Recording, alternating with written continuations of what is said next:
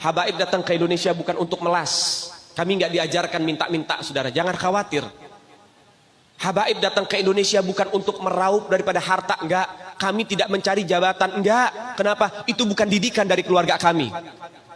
Didikan keluarga kami, lihat bagaimana Al-Habib Salim bin Ahmad bin Jindan, saya punya kakek, keluar masuk penjara. Kenapa bisa keluar masuk penjara? Membakar semangat perjuangan masyarakat Indonesia untuk merebut kemerdekaan, saudara. Al-Habib Ali bin Abdurrahman Al-Habsyi Kuitang, beliau yang memfatwakan ketika tanggal 17 Agustus Soekarno membacakan teks proklamasi mendeklarasi daripada kemerdekaan Indonesia. Beliau di hari Jumat itu, ba'da Jumat beliau fatwakan, sekarang saya fatwakan setiap tanggal 17 Agustus wajib pasang bendera merah putih di rumah-rumah kalian. Siapa yang nyuruh? Itu fatwa Habib Ali bin Abdurrahman Al-Habsyi Kuitang. Bendera merah putih, siapa yang memberikan instruksi kepada Bung Karno untuk membuat bendera merah putih sebagai bendera Indonesia? Itu adalah fatwa Al-Habib Idrus bin Salim Al-Jufri Palu Al-Khairat. Lambang negara Garuda, siapa yang buat? Al-Habib Asy-Syarif Hamid Al-Gadri dari Pontianak, keluarga baginda Nabi Muhammad. Lagu 17 Agustus, Pramuka, lagu syukur, siapa yang buat? Al-Habib Husain Al-Mutahhar dari Semarang, dzurriyyat baginda Nabi Muhammad. Jadi Anda jangan berpikir, ini habaib di Indonesia jasanya apa? Banyak, itu yang baru kecatat.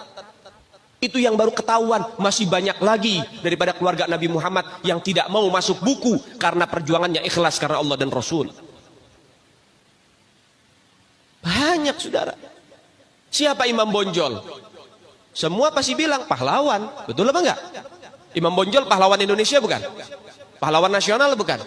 Sekarang siapa namanya Imam Bonjol?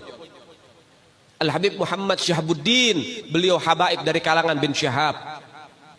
Imam Bonjol itu bin Syahab, masih daripada kakeknya Habib Rizik, saudara sekalian. Itu keluarga daripada Nabiuna Muhammad, keturunan Sayyiduna Muhammad. Banyak lagi dari kalangan para dzurriyyat Nabiuna Muhammad sallallahu alaihi wasallam yang jasanya besar di Indonesia, tapi kita nggak ada yang tahu. Kenapa? Karena itu kami nggak cari popularitas. Kami nggak cari madah pujian. Kami nggak cari tempat kedudukan, yang kami cari ridho Allah dan Rasulnya. Sehingga hal ini perlu diungkap, saudara sekalian. Bagaimana keluarga Nabi Muhammad jasanya besar, dan umat ini harus dihubungkan kembali dan dieratkan kembali kepada keluarga baginda Nabi Muhammad. Ini akhir zaman, kita semua ngelihat kok bagaimana gencar-gencarnya di media sosial apa upaya untuk supaya memisahkan umat Islam dengan keluarga baginda Nabi Muhammad. Upaya keras supaya habaib dibenci ada di Indonesia. Mulai Habib dengan kiai diadu, Habib dengan ustadz diadu.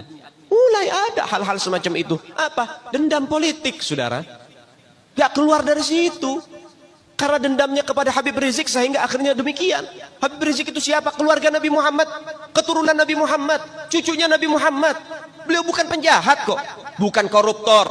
Beliau nggak pernah bawa lari uang rakyat. Beliau nggak pernah ngerugiin negara. Beliau tidak pernah mencemarkan nama baik negara. Beliau itu bukan penjahat, saudara. Bukan penjahat. Apa masalahnya dia?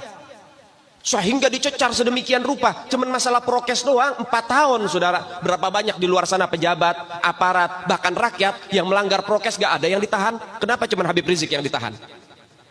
Ini upaya untuk supaya umat Islam benci terhadap keluarga baginda Nabi Muhammad. Hati-hati, saudara sekalian. Nabi bilang, man mata ala bugdi ahlil bait mata yahudian atau nasranian. Siapa orang yang mati membawa benci kepada keluarga baginda Nabi Muhammad, dipastikan mati dalam keadaan Yahudi ataupun Nasrani, atau dalam bahasa daripada sederhananya mati dalam keadaan murtad. Sahabat tanya, wa in sama wa shalla ya Rasulullah, walaupun orang itu puasa, walaupun orang itu sholat, apa tetap hitung mati murtad? Apa kata Nabi? Wa in shamma wa shalla, walaupun orang itu puasa, walaupun orang itu sholat, kalau dia mati bawa benci kepada keluarga Nabi Muhammad, dipastikan mati dalam keadaan murtad.